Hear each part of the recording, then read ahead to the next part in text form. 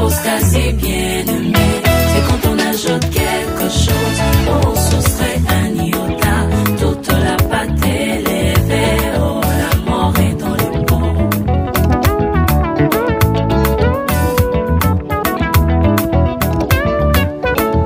La pause quasi bien aimée, c'est quand on ajoute quelque chose, oh ce serait un iota.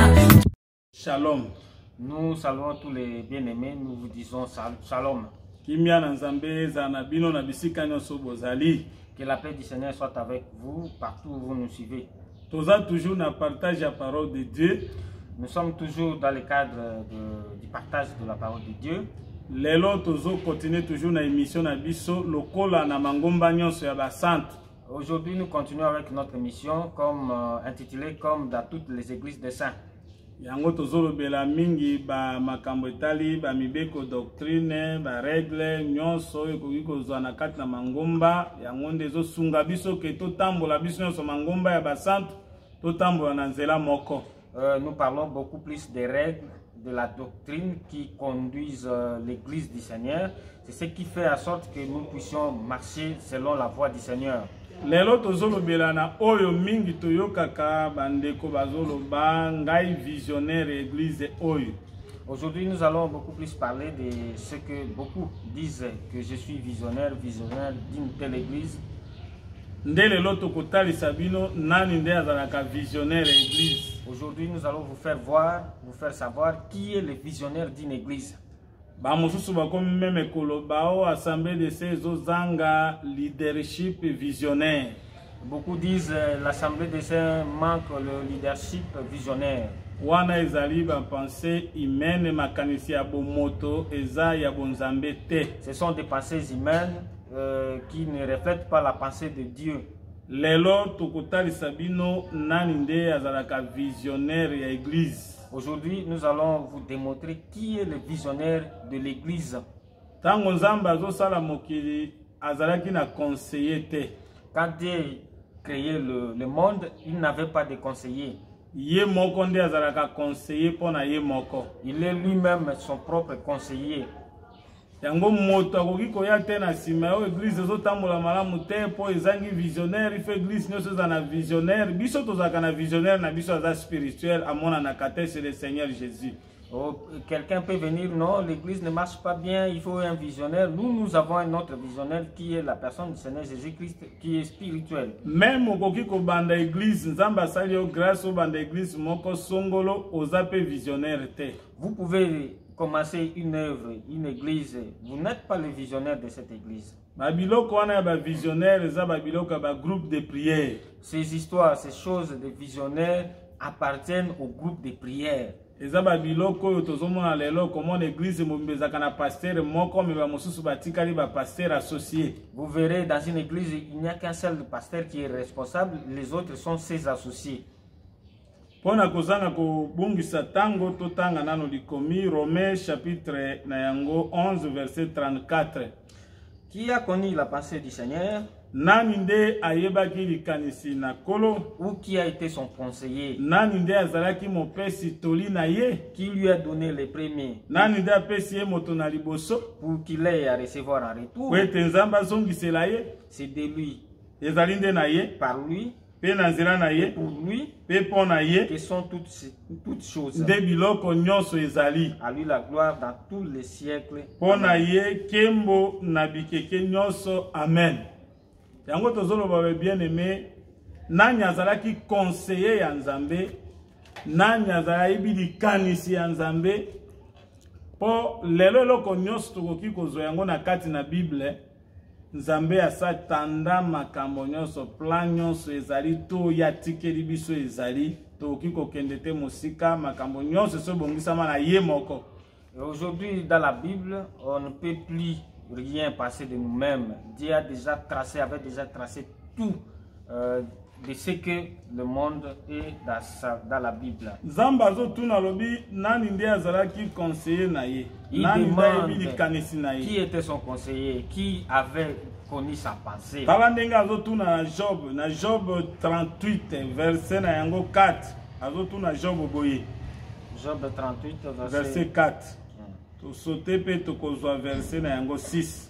Où était-il quand j'ai fondé la terre? Yo zalaki wa bishop tant ngai na bandaki kokela mabele to kotia mabele na moboko. Dis-le si tu as de l'intelligence. Loba yango soko za na mayele. Qui en a fixé les dimensions? Nani nde atiaki ya solo bonene na yango? Le sait-il? Oyebi yango? Ou qui a étendu sur elle les cordons? Nani atie likolo na yango singa? Sur quoi ces bases sont-elles appuyées? Miboko na yango ekangami na eloko nini efandi likolo na nini? Ou qui en a posé la pierre angulaire? Nani nde atia libanga na moboko? Yango tozo tuna boy bien aimé nzamba zo tuna yo zo lobalelo te ngai nde visionnaire nga est-ce que tango nzamba posaki la pierre angulaire na se na mabele est-ce que yo zalaki? C'est alors que Dieu demande quand il posait la pierre angulaire, vous qui vous dites des visionnaires, vous étiez là? Nzambe tango asalaka mosala na ye azalaka besoin na conseiller te. Quand Dieu est en train d'entreprendre son œuvre, il n'a pas besoin d'un conseiller. Atozo mona arche ya Nzambe zo ningana tika yango Nzambe ye moko akoyeba ndenge nini akosala ete bangombe bazomema yango ye moko stabilise. Mais soko ye lokola buza Nzambe ko frapper yo. Même si vous voyez que l'arche de l'Éternel est en train de trébucher, il faut laisser, ne pas prendre la place comme Uza a pris, Dieu va te frapper. Nzambe ye moko azo poser pierre angulaire na mabele. Dieu lui-même est en train de poser la pierre angulaire sur la terre. Soki tokei na makambo o etali église pe lokola mabele. Et si nous allons dans ce que l'église comme la terre, église ezali ndako Nzambe ye moko atonga. L'église est la maison que Dieu seul a construite. Tozui yango na Jean Matthieu chapitre 16. Tobandi ata na verset na yango 17 tokiti na se. Jésus reprenant la parole, Yesu azui lisusu liloba pe alobi, il dit, alobi tu es zéré, alobi na Petelo oza moto na sengo, Simon fils de Jonas, Simoni mwana na Jonas, car ce ne sont pas la chair et le sang ezali nzoto te pe makila te qui t'ont révélé cela, oyo etali se moni sio makambo mais oyo. c'est mon Père qui est dans les cieux. Ezali tata na ngai aza na makolo. Tozu verset 18. Et moi je te dis que tu es Pierre, Ngana ebisio ke yo ozali Petelo. et que sur cette pierre je bâtirai mon église, Elikolo na libanga oyo na kotonga eklesia na et que ngai. les portes du séjour des morts Pe bikuke na esika na ewelo ne prévaudront point contre elle. ekolonga yango te. Jésus ye moko nde azotonga église na ye. Jésus est le seul constructeur de son église. Pe okomona ke tango azotonga église na ye, la pierre angulaire oyo azotonga na yango likolo eza nde révélation ya kombo na ye moko. Et si vous verrez avec la pierre à laquelle il bâtit cette église, la pierre angulaire, c'est la révélation de son propre nom. Parce que tango Pierre akoyanona que tu es le Christ, le fils du Dieu vivant. Parce que lorsque Pierre va répondre que tu es le Christ, le fils du Dieu vivant, Yango alobi que papa ezali mosunite makila te mais papa na nganda révélé yo. et Jésus lui dira que ce n'est pas la chair ou les os, mais c'est mon Père qui t'a révélé Mais ça. ayebisi Petelo alobi yo ozali Petelo mais likolo na libanga na kotonga église na ngai. Et il dira à Pierre que toi tu es Pierre, mais au-dessus de la pierre, je bâtirai mon église. Église ezalaka ya Jésus, ezalaka ya moto te po koma visionnaire église. L'église appartient à Jésus et ne t'appartient pas pour que tu sois son visionnaire. Ye moko azotonga église na pe atie yango likolo na libanga. Lui-même construit son église et il la place au-dessus de la pierre. Moto apesa ye conseil te po atonga église. Personne ne l'a conseillé pour construire l'église. Ye moko atie plan na église pe atikeli biso yango. Lui-même, il a fait le plan de son église. Pe Et il a modèle nini laissé- tokokamba meza na kati ya Bible eza et polele. la manière dont l'église sera conduite. Dieu a tout mis par écrit, nzambe atie nyonso na makomi. Et Dieu a tout placé au sujet de la conduite de l'église par les écrits. Donc visionnaire ya église ezalaka Jésus-Christ ye moko. Donc le visionnaire de l'église, c'est la personne du Seigneur Ye moko nde atonga église na ye. C'est lui-même qui a bâti Pe atonga église na ye likolo na ye moko. et il a bâti son église au-dessus de lui-même. Ndako ya moto balakisaka moto te moto ye moko ayebi bakwa ayebi ndenge atonga ayebi ndenge asala moto ye moko ayebi plan ya ndako na ye. Dans la maison d'une personne, on ne peut pas lui conduire. Lui-même connaît le contour de sa maison. Or ndako ya nzambe pe église pe ezalaka ndako ya nzambe. Or la maison aussi c'est l'église aussi la maison de Dieu. Soki tokozwa mbala moko tozwi verset 15 ya 1 Timothée chapitre 3 verset 15. Okay. Mais afin que tu saches, si je tarde, comment il faut se conduire dans la maison de Dieu, qui est l'église du Dieu vivant, la colonne et l'appui de la vérité. Que Dieu vous bénisse au nom du Seigneur Jésus-Christ. Ici, l'église est la maison de Dieu. Ayebishi biso te ke biso pe to banda fondement moko biso pe to sala soki eloko nini to bongisa soki nini ayebishi biso nde toyeba ndenge nini to ko se conduire na kati ya ndako na ye. Et il ne nous a pas instruit de bâtir ou de faire qui que ce soit, mais il nous a recommandé de savoir comment se conduire dans sa maison. Tokokoma wana tokotalisa bino atako Paul akokaki kotonga ecclesia poser fondement pe Apollo aye arrosé, mais pour la kolobake ezali ngai te naza quelque chose ezape Apollo te mais motazo kolisa yango ezande nzambe. Nous allons vous démontrer, même si Paul avait dit que je mets le fondement et Apollo vient bâtir ici, nous allons vous démontrer qu'il n'a pas fait à lui-même, c'est par la volonté de Dieu. Paul ye tango azo poser fondement par le bique tango yo pozo tonga otongelo comme susu to tonga kana dikolo na fondement etonga maki savoir Jésus-Christ. Et Paul lui-même explique que s'il faut construire, il faut ajouter, c'est sur le fondement, savoir Seigneur Jésus-Christ. Tozui 1 Corinthiens chapitre 3 verset 5 tukiti se. Que c'est donc qu'Apollos? Apollos ndenan. Et que c'est que Paul? Paul ndenan soki lelo bato. Est-ce que mutu lelo ko loba ngai nde Frank ngai nde nani? Est-ce que quelqu'un peut se dire moi comme Frank? Qui suis-je? Il faut to lobaka bongo liboso na ministre ata za leki na yo ata yesima na yo toza lolenge moko mais droit de naissance kaka nde ezozala. Il faut que nous disions entre nous, si un ministre vient avant vous, on peut se dire mais le droit de naissance doit être l'apanage de tout le monde. Des serviteurs par le moyen desquels vous avez crié. Selon que le Seigneur l'a donné à chacun. J'ai planté, Apollos a arrosé, mais Dieu a fait croître. En sorte que ce n'est pas celui qui plante qui est quelque chose, ni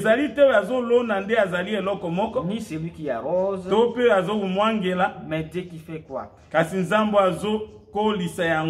Celui qui plante et celui qui arrose sont égaux. Et chacun recevra sa propre récompense. Nous sommes ouvriers avec Dieu. Vous êtes les champs de Dieu, l'édifice de Dieu. Selon la grâce de Dieu qui m'a été donnée, j'ai posé le fondement comme un sage architecte. Et un autre a bâti dessus. Mais que chacun prenne garde à la manière dont il bâtit dessus. Car personne ne peut poser un autre fondement que celui qui a été posé. Savoir Jésus-Christ.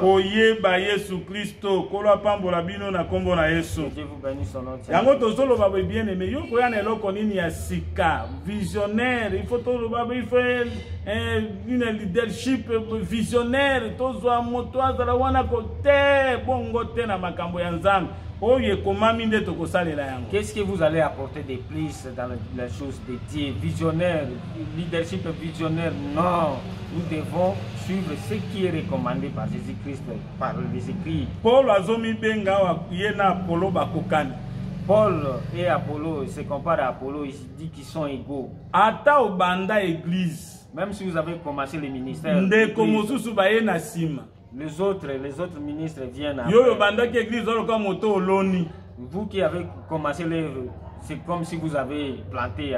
Bao bazoya na sima ko bazoya ko arroser. Et les autres qui viennent après sont comme ceux qui arrosent. Yeba kezala yo o bino bo banda ki ezala oyo baye na sima pona ko arroser bozandenge moko. Sachez-le que même vous qui avez planté et ceux qui sont venus arroser, vous êtes tous égaux. Même ko wela na ngande na banda ki bisino to banda ki église ngande eza na tina te. Et se chamailler, se tirailler, que c'est moi qui ai commencé cette église, ça n'a pas d'importance.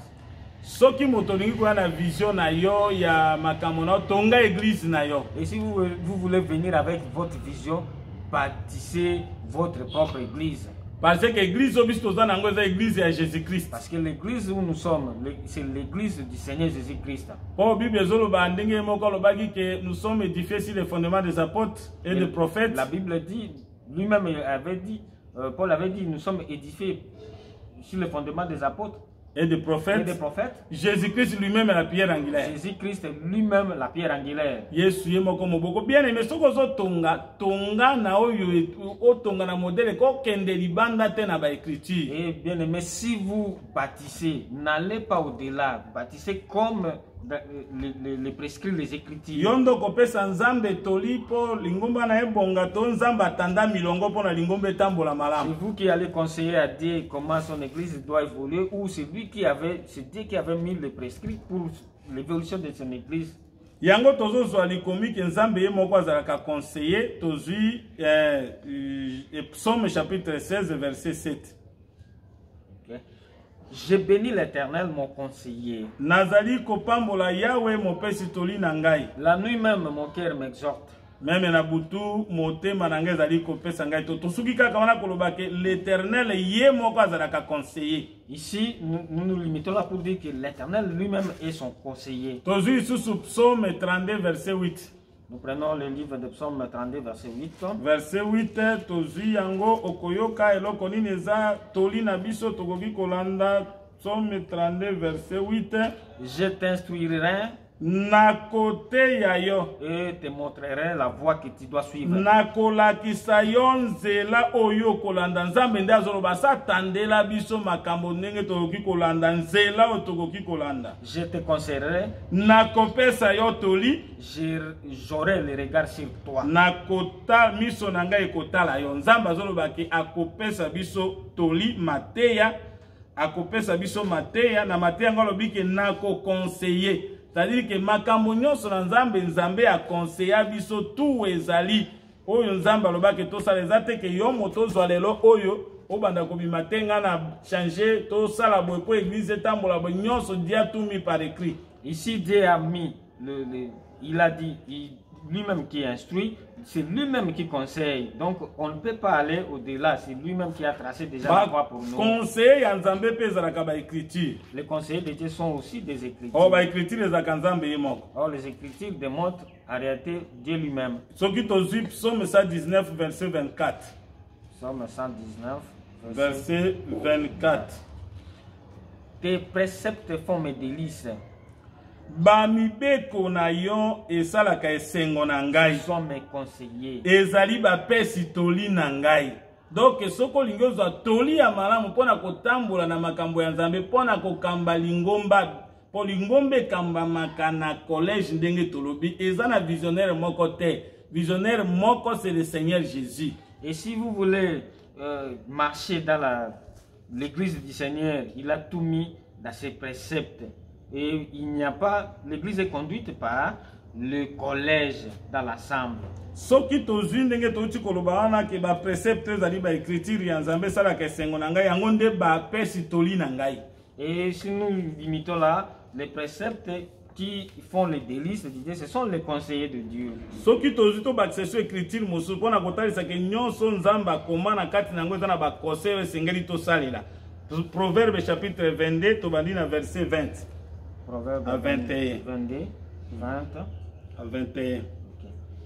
N'ai-je pas déjà pour toi mis par écrit des conseils et des réflexions. Gana satiaki te pona yo batoli pe ba mabanzo. Pour t'enseigner des choses sûres. Pona kote ya yo na makambo ya siki siki. Des paroles vraies. Na maloba ya kitoko. Afin que tu répondes par des paroles vraies à celui qui t'envoie. Pwete yo ya nura na maloba kitoko na yo yazo tinda yo. Sadi nzamba te nyonso na makomi. C'est-à-dire Dieu a tout mis par écrit. Soko lingi bokambe église malamu boko takaka na ba écriture lobi nini. Et si vous voulez bien conduire l'église de Dieu, référez-vous seulement aux écritures. Que disent les écritures? Même pour l'église kende liboso, il faut toto sana no collège ndezokam.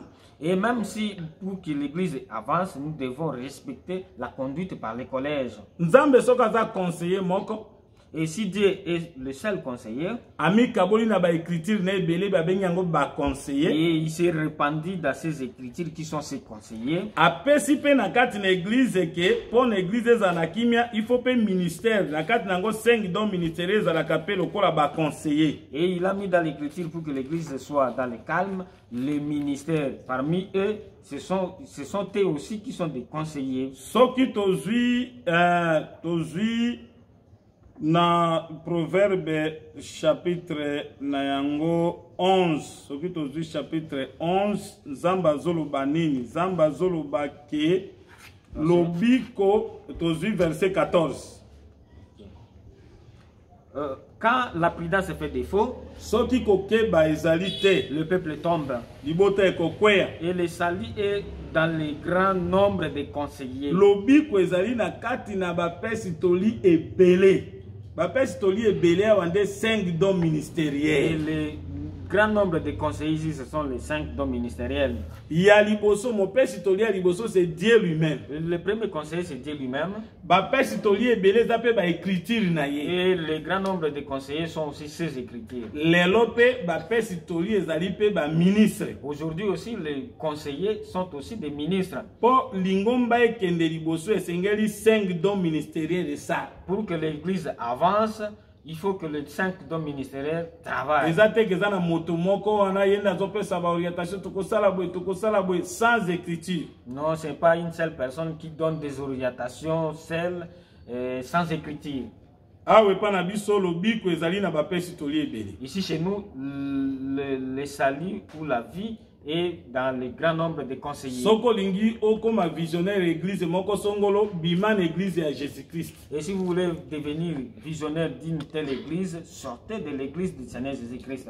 Soki omoni même tokozwa Proverbe 15-22 bazolobela toujours likambo toti koloba awa sikoyo pona bapesi toli ebele. 15-22. Les projets échouent. Ba mabongisi ezali kolonga te ezali kokweya. Faute d'une assemblée qui délibère.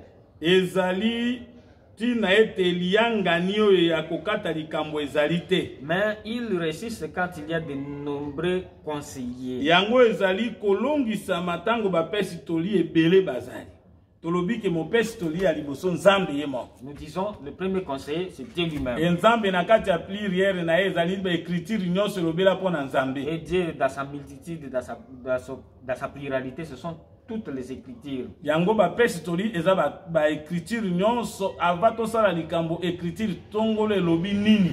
Et les conseillers, ce sont des écritures. Avant de délibérer quelque chose, nous devons nous référer aux écritures. Kasi lelo bato bazowela te na koma soki visionnaire na koma conducteur unique soki nini nyonso wana nyonso pona nini bazolandela ba écriture te. Et beaucoup aujourd'hui avancent, s'attrêtent pour devenir visionnaire, conducteur, parce qu'ils ne savent pas se référer aux écritures. Jésus tango azotika bayekoli na ye. Et Jésus, quand il laissait ses apôtres, ses Soki disciples, tozwi lik, tozongi na lik, tozwi chapitre na yango 21.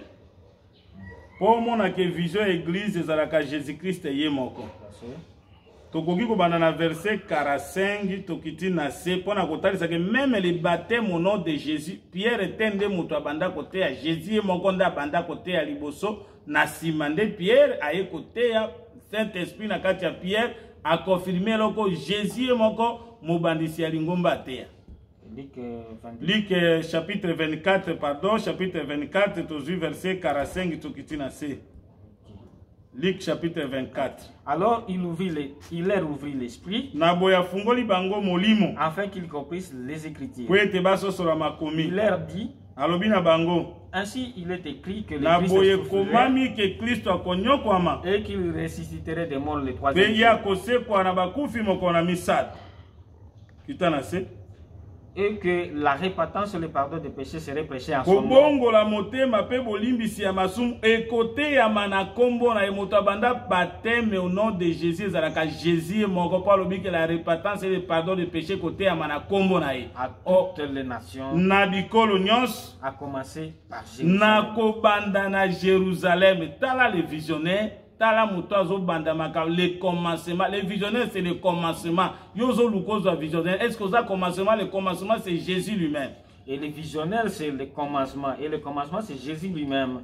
Vous êtes témoins de ces choses. Bozali bandeneneke na makambo. Et voici, j'enverrai sur vous ce que mon Père a promis. Tala na kotinda edikolo na bino oyo tata na ngala kibino. Mais vous restez dans la ville jusqu'à ce que vous soyez revêtus de la Kasi puissance bino d'en haut. botikala na engumba kino bokolata nguya ya likolo. Kolo apambola amen. Que Dieu bénisse, amen. Tolobi boye Jésus azotalisa ye moko ndazo banda même ba baptême au nom de Jésus ye moko asateya. Ici, c'est Dieu lui-même qui trace les chemins. Même le baptême, c'est lui qui a prêché. Pe ayebisi ba ye kolobi po bobima. Boze la puissance ya likolo na bino po ekamba bino yango ekoya likolo yango nde yebi makambo ya likolo. Et il a dit aux disciples d'attendre l'avènement de la puissance qui viendra d'en haut.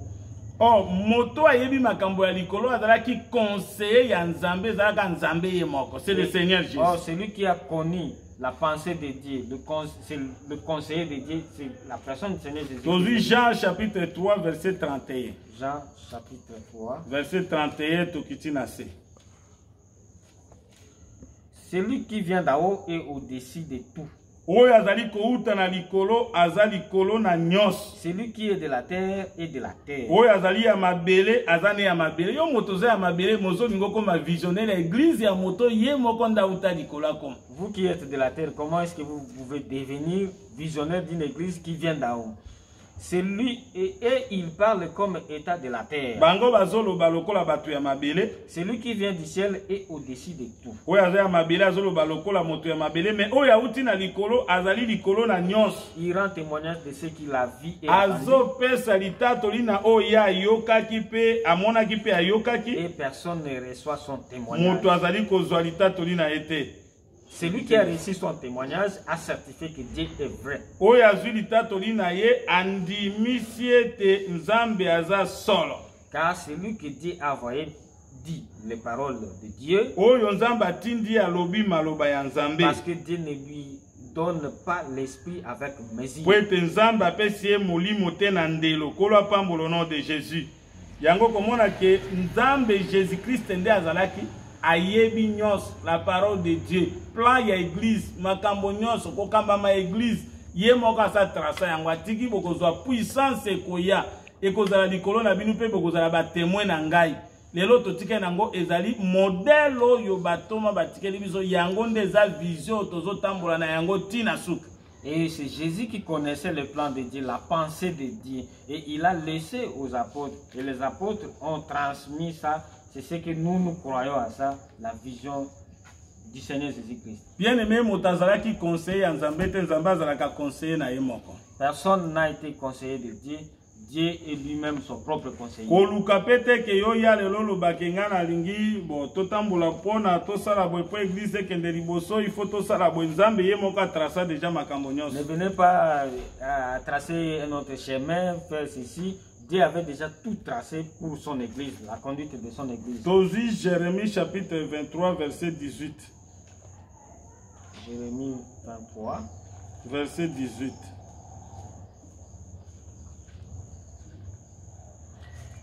Qui donc a assisté au conseil de l'Éternel pour voir? Nani nde afandaki na libanzo na Nzambe pona komona Pour écouter sa parole. pona koyoka liloba na awa tondimisi ke kozana conseil na Nzambe pona komona pona koyoka liloba c'est-à-dire liloba na Nzambe ezalaka na kati na Nzambe moko. tokiti. Qui a prêté l'oreille à sa parole, qui l'attendit? Nani nde atiaki liloba, atiaki litoi na liloba na ye, pe nani nda yokaki ye. Voici. Tosuki wana. Réponse epesami na Jean 3, 31 totu kotanga. Moto ayokaki ye, c'est la parole, c'est le Seigneur Jésus. Et la réponse à cette question est dans Jean 3, verset 31. Yenda assistaki na conseil ya Nzambe. C'est Jésus qui assistait au conseil de Dieu. Yenda zo memela biso modèle ya likolo ekiti na se. Et c'est lui qui nous apporte le modèle d'en haut sur la terre. Yango komona même Moïse lokola serviteur bakoyebise ke sala kolandisa modèle ya likolo. Même Moïse comme serviteur, on lui a prescrit de faire selon les modèles d'en haut. Oh, motomona modèle ya likolo, c'est le Seigneur Jésus. Oh, c'est lui qui a vu le modèle d'en haut, c'est Jésus-Christ. Yango azokitisela biso même ke lingombe ezalaka nde ya ye. C'est alors qu'il nous fait montrer que l'Église lui appartient. Yango nani assistaki na conseil ya Nzambe? Et qui a assisté au conseil de Dieu. Nani nda azalaki mopesi toli na ye? Et qui a été son conseiller. Conseil na ye ezalika ye moko. Son conseil, lui-même est son propre conseiller. Yango Bible ezobisa biso que l'Éternel est mon conseiller. Et c'est alors que la Bible nous dit l'Éternel est mon conseiller. Et ba écriture pe za conseiller. Et les Écritures aussi sont des conseillers. Yango soki lelo tolingi tozwa toli makambo malamu po lingomba na biso etambola malamu tolatela kaka oyo ekomami. Et si nous voulons avancer aujourd'hui, avoir des conseils, nous devons suivre ce que les Écritures ont dit. Ésaïe 40, 13. Le livre d'Ésaïe 40, verset 13 13. à 14. Qui a sondé l'Esprit de l'Éternel? Nani nde amekaki molimo na Nzambe? Et qui l'a éclairé de ses conseils? Nani nde angengisi ye na bato ayesi batoli na ye kotalisa yango polele? Avec qui a-t-il délibéré pour recevoir de l'instruction? Ya sambaki na nani, ayokanaki na nani po ete azwa toli? Qui lui a appris les sentiers de la justice? Nani nde alakisi ye nzela ya boyengebeni? Qui lui a enseigné la sagesse? Nani nde ate yebwanya? Et fait connaître les chemins de l'intelligence. Atalisi nzela ya mayele. Bien aimé, moto ya pesa Nzambe toli na makambo nyonso ezosalema aza te. Nzambe ye moko aza conseil na ye moko. Bien aimé, personne n'a donné l'instruction, les conseils à Dieu. Dieu est lui-même son propre conseiller dans ses voies. Pe asalaka makambo na ye kokanisa libanzo na ye. Et il fait toutes choses à sa manière. Pensée na Nzambe ezani ni likanisi na Nzambe ezaka ko ezobima na munoko na ye. Et la pensée de Dieu c'est quoi? C'est toute parole qui sort de sa bouche. Wana nde tozo suka la fois prochaine toko continuer toujours na likambo oyo akotalisa ke nani yango nde azalaki conseil ya Nzambe po ete lelo akoma visionnaire église moko songolo po amema plan na ye amema modèle na ye nyonso komami na makomi. Et c'est alors que l'émission d'aujourd'hui, nous allons nous arrêter à ce moment. Mais nous allons continuer pour faire voir qui a été conseiller de Dieu pour être visionnaire de son église. Soki tolingi tozwa ke maloba ya Nzambe yango kaka nde ezalaka likanisi ya Nzambe tozwi Psaume 17 verset 3. Si tu sondes mon cœur, si tu les visites la nuit, si tu m'éprouves, tu ne trouveras rien. Ma pensée n'est autre que ce qui sort de ma bouche. Amen. Amen.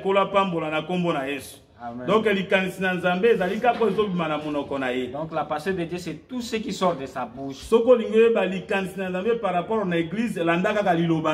voulez connaître la pensée de Dieu par rapport à son église, suivez seulement sa parole. Suivez ses écritures. Dieu lui-même avait tracé comment l'église sera conduite. C'est lui-même le conducteur de l'église. C'est lui-même qui possède la vision. Et il a étalé tout ça dans ses écritures. Et si nous marchons sur ces écritures de Dieu, nous serons des gens bénis. Mais et si nous abandonnons les écritures, la pensée humaine s'introduit. Dieu va nous laisser. Les paroles que nous écoutons ne viennent pas de la terre. eutine na likolo. Ces paroles proviennent d'en haut. Yango komona ke meme Jacob po atonga ayebaki ke ndako batongaka yango likolo na libanga me likolo na brique te. Et Jacob avait même connu que la maison ne sera pas construite sur la brique, mais au-dessus d'une pierre. Mais ce que vous connaissez, makanisi ya bomoto komi ba brique. Et si vous introduisez des pensées humaines, ça devient une brique. Yango Jacob tango azozwa kuse na ye atia kuse loko azo elamba koki kotia azala leze mais azwi libanga. Et c'est alors que Jacob avait compris, il a pris l'oreiller, une pierre. Au lieu de prendre un habit, il a pris une pierre. Azaki na raison. Il avait raison. Parce que libanga wana Jésus-Christ. Parce que la pierre là démontre Jésus-Christ. L'église est tongamaka likolo ya libango eza Jésus. Et l'église est construite au-dessus de la pierre qui est Jésus. Yango komona ke soki botongami totongami likolo ya Jésus, likolo ya enseignement ya Jésus. Et vous voyez, si nous sommes construits, nous sommes bâtis au-dessus de lui. L'enseignement du Seigneur Jésus-Christ, et le ciel nous sera ouvert. Et l'échelle va descendre. Et se poser dans quatre églises. Et l'échelle va se poser. Et gloire au Seigneur, la gloire du Seigneur va se répandre. Nous demandons à tous les frères d'ôter les pensées humaines. Nous soyons bâtis au-dessus de la pierre qui que Dieu vous bénisse partout où vous nous suivez. Et tous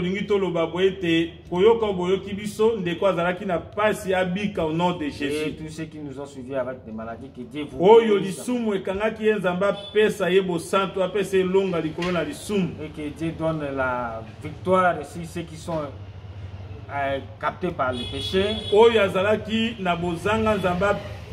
Prospérité. Que Dieu amène la prospérité pour ceux qui avaient des manques. De même que nous prospérons par l'état de notre âme, que notre santé aussi prospère de même. Ok, biloba o Yesu esika na mitema na bino pe nzamba pambola abate na bino bisika no subozwami na kombo na kolo na biso Yesu Kristo. Amen. Amen.